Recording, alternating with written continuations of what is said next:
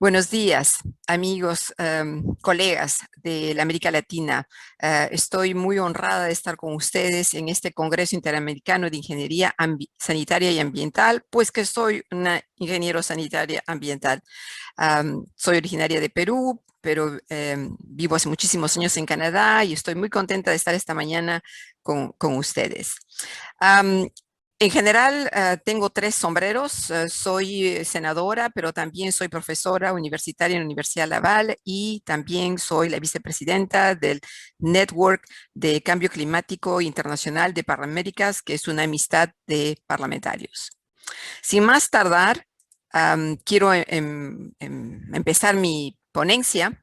Entonces, iniciar primero con puntos generales para decirles que tristemente hemos pasado de una economía de mercado a una sociedad de mercado y que es verdad que la situación es compleja, pero tenemos muchos de estos factores de sobrepopulación, de sobreconsumo, de polución de agua y desagüe, de cambio climático, de extinción de especies, que sin embargo, de parecer muy complicados, son definitivamente interrelacionados y pueden ser reparados si nosotros comenzamos a tener una visión más holística de la situación. Entonces, verdaderamente, la solución a nuestros problemas tiene que pasar de un cambio de paradigma, de estudiar de pasar de estudiar los problemas en silo a hacer una comprensión más global en redes de factores e interacciones y de reflexionar sobre los nuevos valores de nuestra vida en sociedad. Yo sigo mucho el Foro Económico Mundial porque nos da los riesgos globales, indicándonos las causas, las conexiones y los efectos. Si uno sigue estos análisis, va a darse rápidamente cuenta que una evasión fiscal puede ser la responsable de pérdida de ingresos para el gobierno, causar desequilibrios presupuestarios crónicos, causar las desigualdades sociales, que causan la desconfianza en la democracia. Todo esto puede seguir también a interrumpir la estabilidad de los sectores económicos básicos que sobre todo en América Latina están basados en la explotación de los recursos naturales, de energía o de la infraestructura. Y todo esto puede conducir evidentemente a que sigamos emitiendo gases de efecto invernadero. Se dice que 3 de los 5 principales riesgos son de carácter ambiental y que estos van a ser presentes en los próximos 10 años de manera muy, muy importante en la sociedad. Entonces, el enfoque de solución que debemos seguir es justamente de invertir el efecto dominó, organizando la colaboración y consolidando la acción positiva en todos los sectores de la sociedad, abordando los problemas en su raíz. En 2009, 28 científicos internacionales se han encontrado para hablar de que hay límites planetarios. Entonces, nuestro planeta sigue leyes de la gravitación, leyes mecánicas, leyes de la entropía, leyes físico-químicas y biológicas que nosotros los humanos, por más que queremos, no lo podemos cambiar. Pero lo que podemos cambiar es nuestro modelo social, lo que podemos cambiar es nuestro modelo económico. Y justamente si vamos y estudiamos la historia de la humanidad, vemos que en cada momento donde ha habido crisis, pues lo que se ha cambiado son los modelos sociales, los modelos económicos, porque los modelos físico-químicos, mecánicos de funcionamiento de la Tierra no los podemos cambiar. Entonces, estos investigadores proponen que hay 9 procesos a la base del funcionamiento de la Tierra para nuestra vida como seres humanos. Y tenemos varios de estos procesos como la estabilidad climática que están siendo perturbados, la acidificación de los océanos, el agujero de ozono, los ciclos bioquímicos del nitrógeno o del fósforo que impactan el uso del agua y la deforestación, etcétera, etcétera. Entonces, tenemos que vigilar de muy cerca estos 9 procesos por los que ya estamos viendo que algunos límites han sido superados, algunos umbrales han sido superados y que no podemos seguir en esta situación. De hecho, la COVID-19 ha mostrado que el sistema como lo teníamos funcionando no estaba funcionando bien. No es la COVID que ha destruido el sistema, es solamente que lo ha expuesto. Siguiendo esta este marco conceptual que evalúa 9 procesos fundamentales, hay un grupo de otros investigadores que han pensado en que, de nuevo, que podemos cambiar la sociedad, la cultura y transformar la economía para integrarnos en un sector donde no perturbamos el techo ecológico, no lo pasamos, pero que invitamos o promocionamos que haya una estabilidad social, ya haya una igualdad no completa, pero al menos más aceptable de las situaciones sociales. Entonces, han propuesto esta economía del donut, donde tenemos el techo ecológico que está determinado por estos umbrales y tenemos la economía regenerativa o la economía circular, de la cual espero poder hablarles un poquito más. Y los umbrales del fenómeno físico de los aspectos sociales que nosotros como sociedad que ha evolucionado, que integra los valores contemporáneos, pues debemos corregir el tiro, debemos integrarnos y funcionar en el interior de este espacio seguro que tenemos. En Canadá, ok, perfecto, ya veo, okay. En Canadá, el cambio climático nos tiene muy preocupados porque la tasa del cambio climático, del calentamiento global en Canadá es 2 veces más que el promedio global del planeta. Y cuando miramos al Ártico canadiense, nos damos cuenta que el calentamiento global es 3 veces más rápido que el del planeta. ¿En qué se traduce eso? Se traduce en que la temperatura de la superficie ha aumentado, se vuelve más seca, se traduce en que el nivel de los océanos y del agua y de los ríos es más alto, se traduce en que la cubierta de nieve que tenemos anualmente está retrocediendo, se traduce en que el Ártico y el hielo está retrocediendo. Entonces, son cosas muy preocupantes porque nos damos cuenta que estos cambios impactan a la salud, causan una diversidad de impactos, como por ejemplo la cantidad y la calidad del agua que está disponible para las poblaciones, impacta la seguridad alimentaria, y ya lo habían dicho, ya lo habían hablado de que las enfermedades zoonóticas como el virus de la COVID-19 pueden ser repartidos y difundidos por todo el planeta, porque era un riesgo de los que estábamos ya hablando. Por otro lado, podemos decir que también hay una oportunidad, porque si el Canadá, por ejemplo, reduce sus emisiones de gas de efecto invernadero a 0 para el año 250, como está planificado, esto significaría un ahorro muy importante para el Canadá y para cada una de las naciones que lo intentaría y que lo lograría hacer. Entonces, enfermedades respiratorias por incendios forestales las tenemos, enfermedades transmitidas por el agua y las inundaciones las tenemos, y claro, cada evento extremo climático que destruye infraestructuras causa impactos psicosociales. Por ejemplo, puedo contarles de que ya en Canadá estamos viendo cada año nuevos eventos extremos climáticos muy importantes de a un costo extremadamente elevado que no está incluido en nuestro Producto Interno Bruto. Entonces, no es que el Canadá tenga un ahorro aparte para venir y utilizarlo en casos de extremos, lo estamos viendo, lo estamos sintiendo. Entonces tenemos tormentas, tenemos tornados, tenemos fuegos forestales, tenemos muchas inundaciones. Y cada uno de estos eventos tiene un costo de muchos millones y $1,000 millones. Por ejemplo, los daños que han sido revelados por las compañías aseguradoras en el año 2018 se eleva a $1,4 mil millones. Entonces es algo muy importante que destruye nuestra resiliencia, que destruye nuestra habilidad para estar más preparados a los próximos eventos que van a seguir ocurriendo con más frecuencia.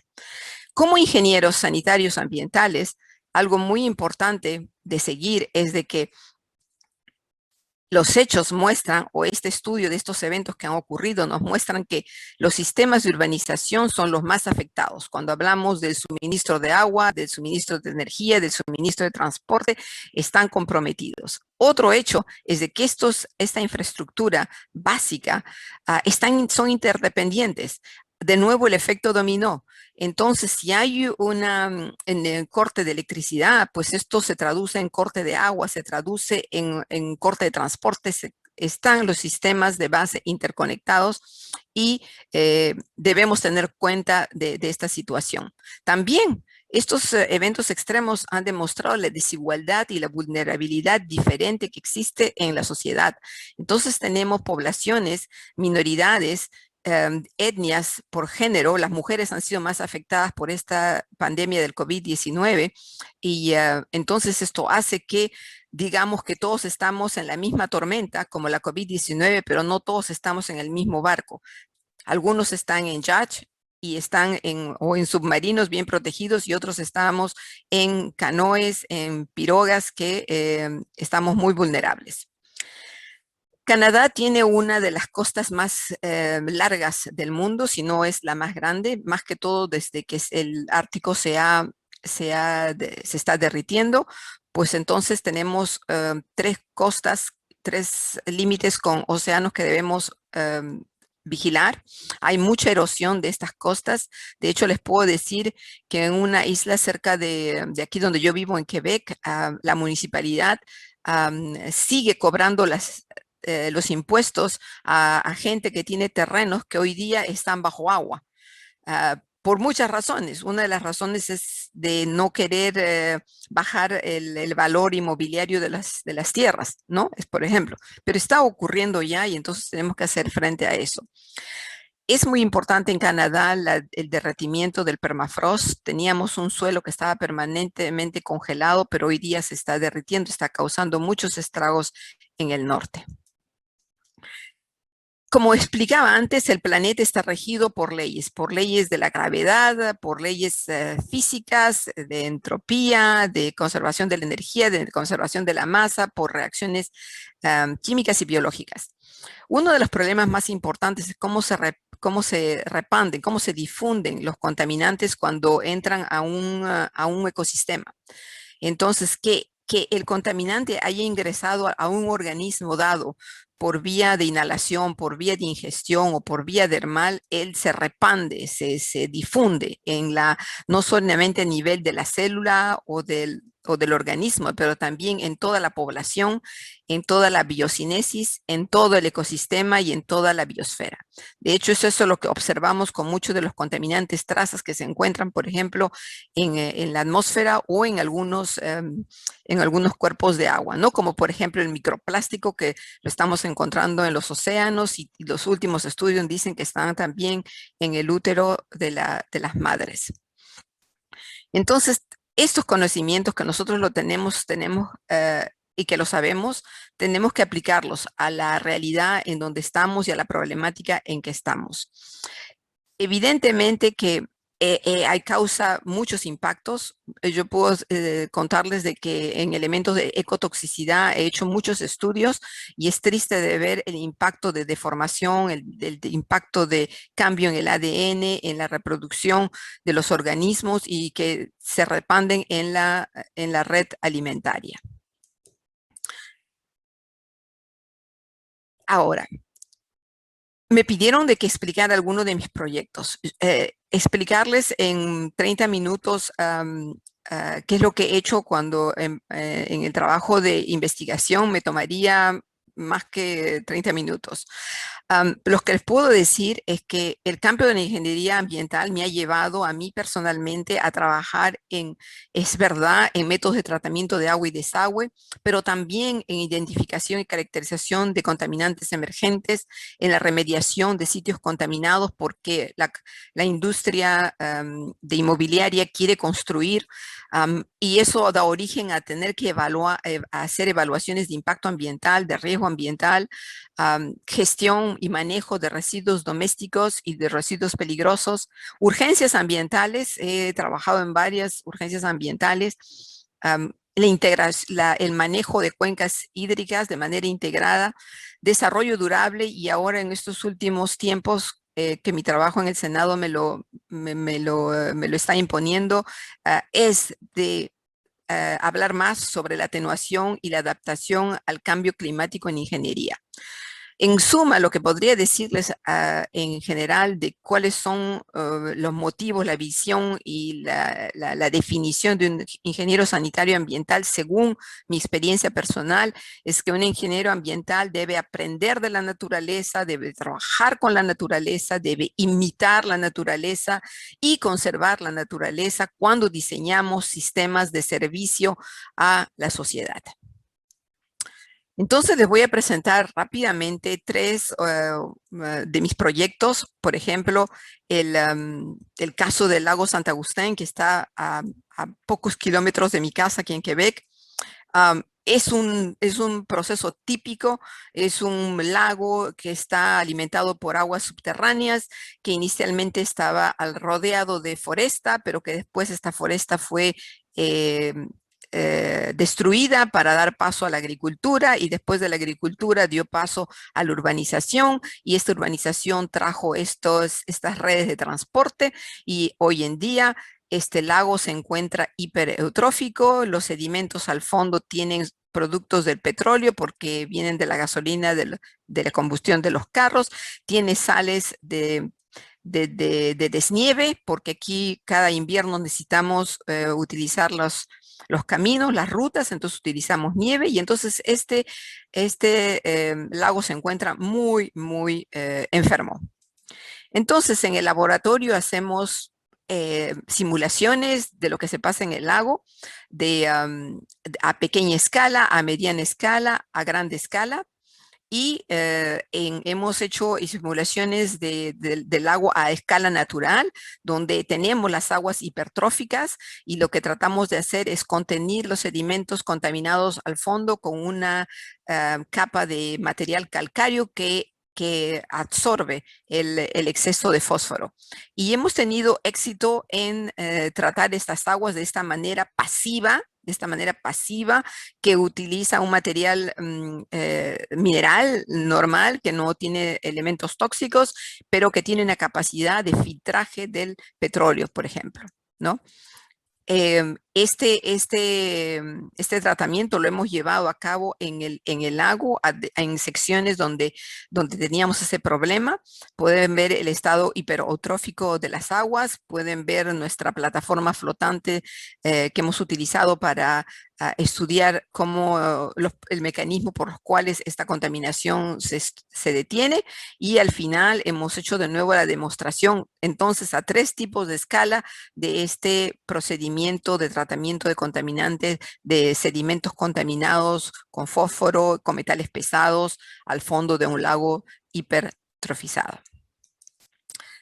También como teníamos este problema de las sales, hemos propuesto un humedal construido y un filtro calcáreo de nuevo para absorber el exceso de fósforo. Y también igualito lo hemos hecho al nivel de invernadero en el laboratorio, pero también lo hemos llevado a la escala de terreno. Hemos construido un humedal que utiliza plantas halófitas para absorber las sales y después estas plantas pueden ser compostadas, pueden ser, va al compost, ¿no? Y entonces tenemos hoy en día un humedal que funciona reteniendo las sales y haciendo uso del filtro calcáreo también para la retención del exceso de nutrientes. Otro el proyecto muy largo que tuve, que me implicó 4 años, fue el accidente del derrame de petróleo e incendio del lago Megantic que tuvo lugar en el verano del 2013. 47 personas fallecieron ese día. De 72 vagones que tenía el convoy de petróleo, Bakken, 63 fueron derramados en el suelo. Una parte se incendió, se fue a se fue en la atmósfera, otra parte se infiltró en el suelo de la ciudad y otra parte llegó al lago Megantic y del lago Megantic se pasó a la riviera, al río Chaudière, que es un afluente del San Laurent. Si les puedo decir que estas explosiones fueron el equivalente de un 16avo de una explosión atómica, es poco decir, fue terrible. Esta explosión ha sido vista por el satélite Suomi de la NASA porque fue tan impactante. Hemos visto este petróleo, este film de petróleo sobre la superficie del río La Chaudière sobre más casi 200 kilómetros. La temperatura que llegó a este incendio llegó hasta 3000 grados centígrados y se necesitaron 2 días casi para apagar este incendio. Anécdota rápida que les puedo decir es que por una razón del destino, yo me encontraba en esa ciudad, pero no estaba al corriente del incendio. Como soy reconocida experta en urgencias ambientales, muchas las noticias, la radio me estaban buscando, yo no estaba al consciente de eso, pero me dieron la permisión de entrar y he visto de manera muy triste, terriblemente dramática, las personas implicadas, los ciudadanos. Y este bar, que es un bar que había ahí, estaba sobre todo padres jóvenes que estaban ahí, es una noche de verano caliente, muchos padres estuvieron ahí y eso ha dejado casi una 30 orfelinos durante este accidente. Bueno, ¿por qué este petróleo explosionó de esta manera tan diferente? Uno de los ingenieros del Consejo de Seguridad de Transporte del Quebec dijo, el petróleo transportado en el lac Mégantic se está sometiendo a pruebas porque el crudo reaccionó de una manera anormal. Entonces nos preguntamos, ¿cómo es que así un petróleo no está conocido por la gente que lo transporta? Esta cromatograma muestra aquí un dilbit, que es un petróleo no convencional que viene de la Alberta, y frente a un crudo Bakken de Dakota del Norte, donde se ve claramente que eh, la huella cromatográfica de estos dos petróleos son verdaderamente muy diferentes. De hecho, cuando miramos los cientos de componentes de este petróleo, nos damos cuenta de que, por ejemplo, el Bakken, que es el anaranjado, pues tiene mucha más concentración de compuestos ligeros y los compuestos ligeros pues van a volatilizar más rápido, van a degradarse más rápidamente, van a biodegradarse más rápidamente y van a ser susceptibles a la fotooxidación. Mientras que el resto de los componentes que son, por ejemplo, más presentes en un petróleo de sable bituminosa, los compuestos son mucho más pesados y entonces su futuro en el medio ambiente va a completamente ser diferente. Y estas informaciones deben ser dadas a los, a los que responden a las urgencias ambientales como informaciones de base. Entonces, como decía, dependiendo de este tipo de petróleo, pues este petróleo o va a flotar o va a se emulsificar o va a simplemente, perdón, o va a sumergirse, porque hay la posibilidad de sumergirse. Entonces, cuando miramos a las características de estos petróleos del convencional que puede venir de Texas o puede venir de Algeria o de Tunisia, como es en el caso de Canadá, y que lo comparamos con petróleos de la Alberta o de petróleos ligeros del Bakken, nos damos cuenta que las características de densidad, las características de viscosidad, de acidez, de composición y de presencia de elementos es muy diferente y que esto va a influenciar la capacidad de este petróleo de flotar o de sumergirse o de emulsificarse en el agua. Cuando son incendiados, pues va a haber un comportamiento muy diferente porque hay algunos que van a producir más furanos y dioxinas que otros petróleos. Y el hecho de que haya presencia de azufre o de cloruro, o de cloruros, pues eso va a influenciar muchísimo la, la capacidad de corrosión de este petróleo en el sistema en donde está siendo transportado. Entonces, por ejemplo, si está siendo transportado en barco, si está siendo transportado en tren, si está siendo transportado en el oleoducto, pues entonces esa capacidad de corrosión va a depender justamente de su acidez, de la presencia de azufre, de la presencia de cloruros, que causa la presencia de ácido clorhídrico o de ácido sulfúrico. En estas imágenes de la derecha podemos ver cómo la densidad afecta a un petróleo y que lo hace sea flotar o que lo hace sumergirse completamente en el agua. También hicimos medidas sobre los peces, porque como les dije, sobre casi 200 kilómetros del río Chaudière encontramos em, em, trazas de los contaminantes en los sedimentos y en el agua.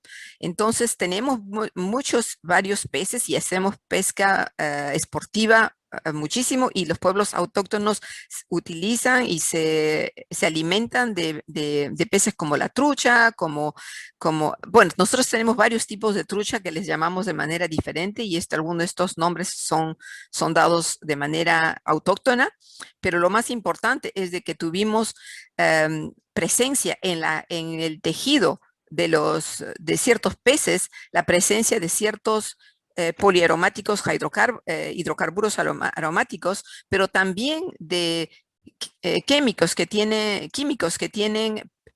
compuestos perfluorados. Y estos compuestos perfluorados tienen una resistencia en el ambiente mucho más larga, y entonces pueden causar problemas ecotoxicológicos de los que había estado hablando al principio de mi presentación. Por ejemplo, entonces observamos deformaciones en las aletas, observamos formaciones de tumores, y entonces tuvimos que advertir a la población de estos cambios, de este riesgo, para evitar ciertas actividades.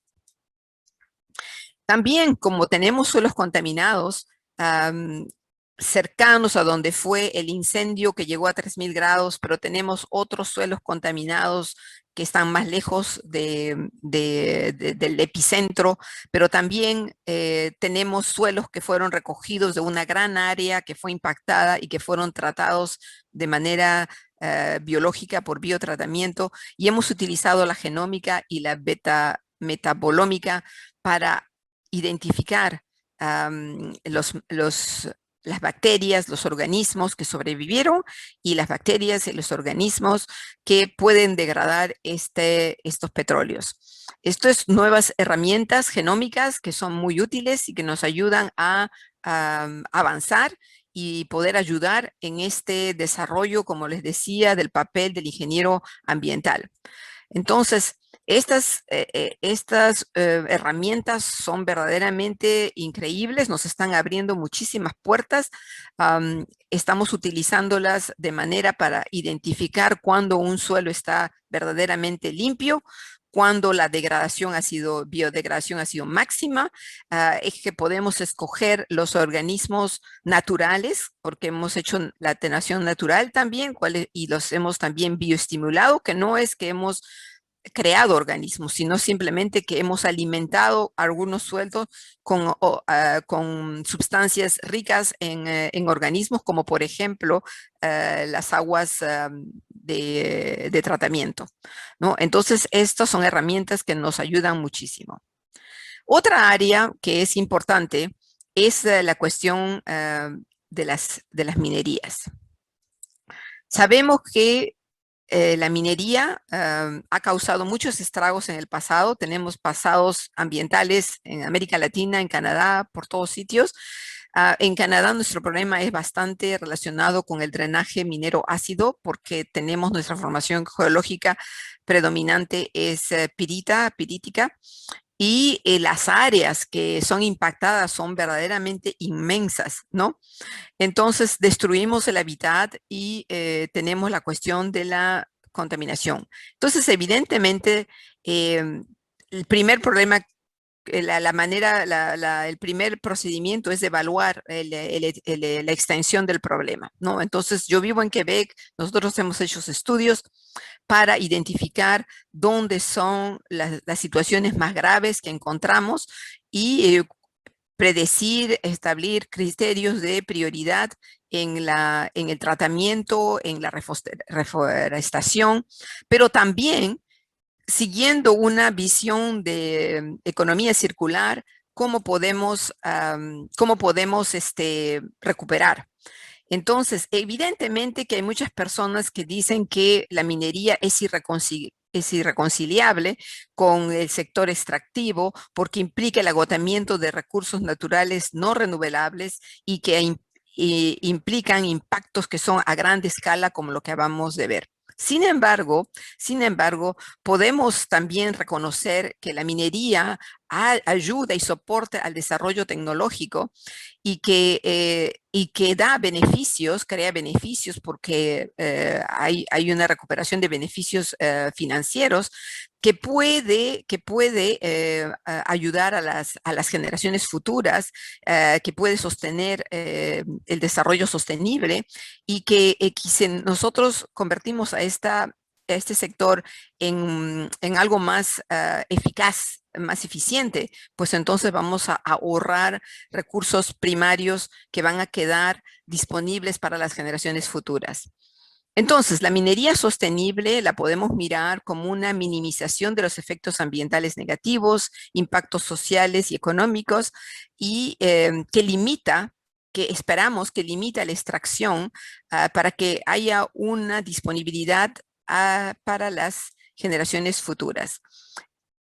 Observamos que la minería sostenible está avanzando, es una cuestión de madurez de la industria. Evidentemente que al principio el primer objetivo era de hacer solamente beneficio económico, pero podemos avanzar y decir que queremos que sea eficiente, pero después que sea eficaz y después que sea durable. Entonces, estamos en esta progresión de la maturidad de la madurez de este sector. Y tenemos la Asociación Canadiense Minera de Canadá que adhiere a una minería responsable, como lo sé que lo hace también la Argentina, que incluye las comunidades, que impulsa las prácticas de protección ambiental y que hace el compromiso real con la seguridad y la salud de los empleados y de las comunidades aledañas. Entonces, este es un programa que ya existe desde 1904, desde 2004, pero que debe ser modernizado y debe ser uh, puesto al día cada cierto tiempo, porque como decimos, estamos en una progresión y debemos saber resolverlo más rápidamente nuestros problemas. En ese sentido, a nivel de investigación, puedo contarles que he trabajado en biolixiviación de metales preciosos, de residuos de bajo grado. Sabemos que la oxidación química que ocurre ocurre, pero es lenta, pero sabemos que la oxidación microbiológica puede ser 1 millón de veces más rápida. Y esta lixiviación biológica puede ir a buscar en el sentido de aumentar la eficacidad, porque los métodos mecánicos de la minería tradicional van a ir a buscar la parte fácil que es extractable del mineral, pero siempre queda metales preciosos que pueden ser biolixiviados. Entonces utilizamos hongos, utilizamos bacterias y vamos a buscar los metales que quedan en los minerales de bajo grado. esta técnica es verdad que es un poco más compleja, que necesita un poco más de conocimientos, pero en realidad es simple de implementar. Puede hacerse en aeróbico como puede hacerse anaeróbico y evita la utilización de compuestos tóxicos como el cianuro. También puede contribuir a la economía circular, puesto que para alimentar estos microorganismos podemos utilizar desechos orgánicos que pueden venir de alrededor de actividades agrícolas o alimentarias.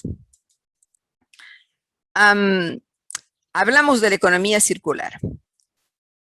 Decimos que necesitamos pasar de una economía lineal a una economía donde aumentamos los círculos de valor.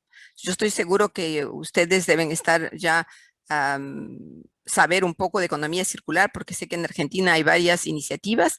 La economía circular busca aumentar círculos de valor del lado de los recursos naturales renovables como del lado de los cursos y de servicios no renovables. Entonces, lo que se trata es de extender la vida útil de los productos. Se trata de diseñar de forma de eliminar los desechos y los contaminantes. Se trata de regenerar, conservar los sistemas naturales justamente para las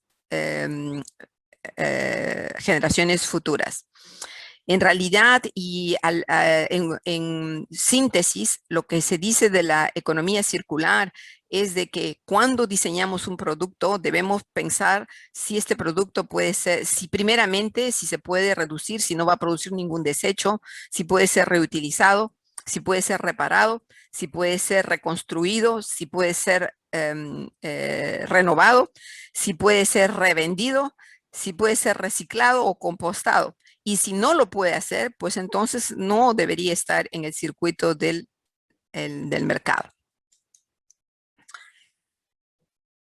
Esta cuestión de economía circular implica que debemos pensar de una manera diferente. Como he tratado de explicarles, es de pensar de manera más holística y de integrar los diferentes conocimientos y de la participación, incluyendo, por ejemplo, los conocimientos ancestrales. Estamos hablando ya de eso y hablamos de pluridisciplinaridad, de interdisciplinaridad, y tenemos que incluir a los grassroots, a los ciudadanos, para aumentar la educación de ellos y la sensibilización. Pero también tenemos que pensar en una manera más cooperativa que para mí es de nuevo imitar la naturaleza, porque son comportamientos de simbiosis entre las comunidades. Tenemos que reconocer que nuevos valores contemporáneos y de ética, como reconocer que la Tierra tiene una cantidad finita de recursos y son limitados, que el ser humano es parte del ecosistema y que la economía está al interior del ecosistema y no al exterior, como lo he explicado al referente de las leyes. Tenemos que pensar en el futuro, tenemos que tener una economía que se preocupa de las generaciones futuras. Y las nuevas acciones, evidentemente, es conservar, reducir, utilizar, reciclar, proteger. También en la cuestión de ingenieros está muy en cuenta la flexibilidad de los sistemas, la adaptabilidad y la velocidad al cambio, que son importantes. La economía circular dice que contribuye a alcanzar los objetivos del desarrollo sostenible porque está directamente ligada a 8 de los objetivos de desarrollo sostenible. Yo lo que les puedo decir es de que inicialmente cuando comencé a enseñar sobre el desarrollo sostenible en mis cursos, yo hablaba mucho y presentaba mucho esta primera imagen donde tenemos el ambiente, la economía y la sociedad, pero que decimos que el desarrollo sostenible era esta parte en donde los tres se sobreponían.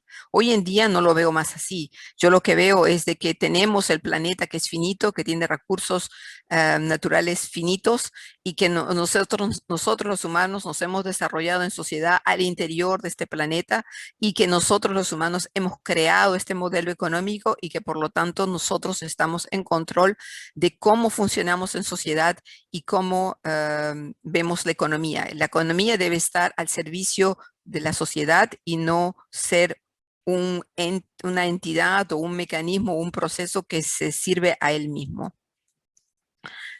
¿Por qué es importante que las políticas, ahora les hablo más como con mi gorro de senadora, ¿por qué es tan importante que nosotros los científicos, los técnicos, los ingenieros nos impliquemos en la vida política? Porque puedo decirles en estos 4 años que estoy en el Senado que el lobbying de las corporaciones y los lobbies de los intereses, hay mucho conflicto de interés.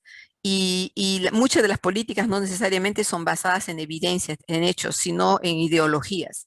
Y eh, a la base, si son basadas en ideologías, pues hay muchas chances de que finalmente, en vez de que sean un éxito, que sean una derrota, porque están basadas en ideologías que cambian de un día al otro.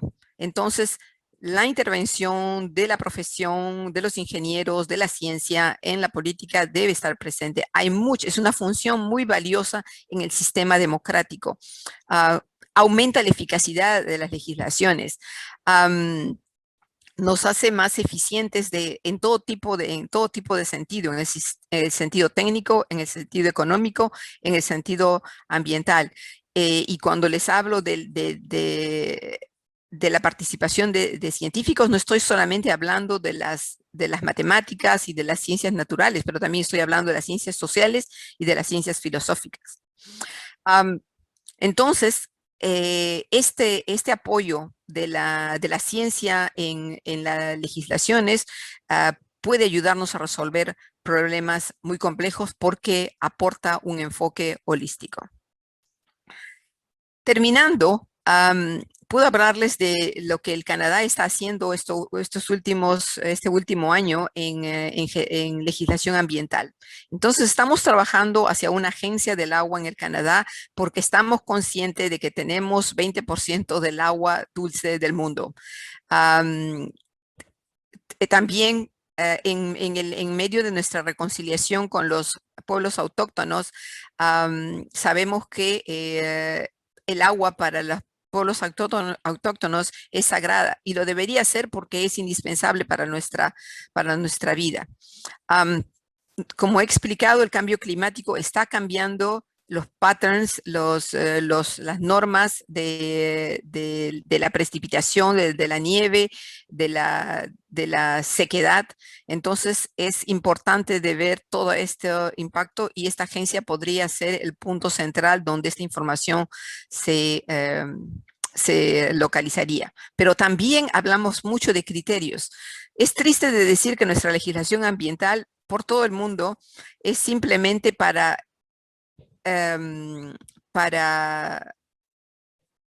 disminuir y para limitar la polución, la contaminación, pero no para completamente pararla.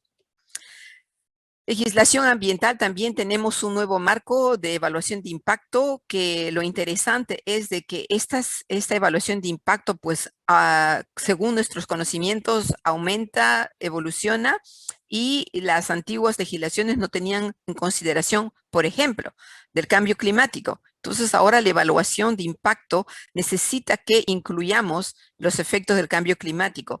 Necesita que incluyamos esta reconciliación que queremos tener con los pueblos autóctonos.